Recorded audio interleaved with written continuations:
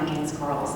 They're just not regularly enforced because these are deep-seated biases and traditions that are perpetuated by all of the limits to women's agency and empowerment that we've been discussing today. And so what we know does work is when we're able to support those women and men who are pushing for change within their own societies, because ultimately they're the ones who can and should be leading this fight, and they will have the biggest impact. And there are a few better examples of this than education advocate Malala Yousafzai, who, despite being attacked by the Taliban, is courageously pushing for improvements to girls' education in her native Pakistan and worldwide.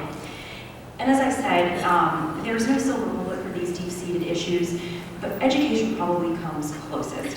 Because women with an education, and especially women who are literate, have the tools they need to stay healthy and support themselves and their families, and ultimately push for change within their own communities.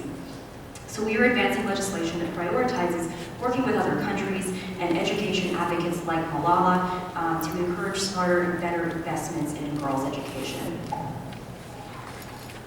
So I'll just conclude with a few thoughts on ways to help if you're interested. There are way too many great organizations working to empower women and girls to name.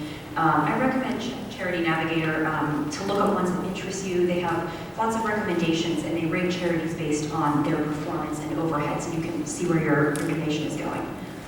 If you are interested in making donations to international groups, just keep in mind that usually volunteering time or money is better than donating clothing or food because shipping costs can really dilute the value of those in-kind contributions. Your outreach to members of Congress really does make a difference, so please come see me or reach out to Sarah if you're interested in getting involved in that way.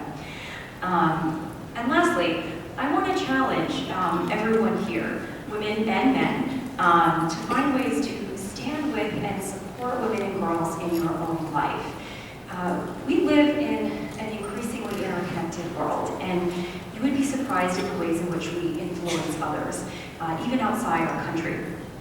I was just talking to an app developer from Africa who's a man, and he was lamenting the lack of US women in STEM careers, and particularly app development, because he wanted to build out his company to be able to market better to female consumers in Africa, and eventually go global, and he wanted American women to help him with this.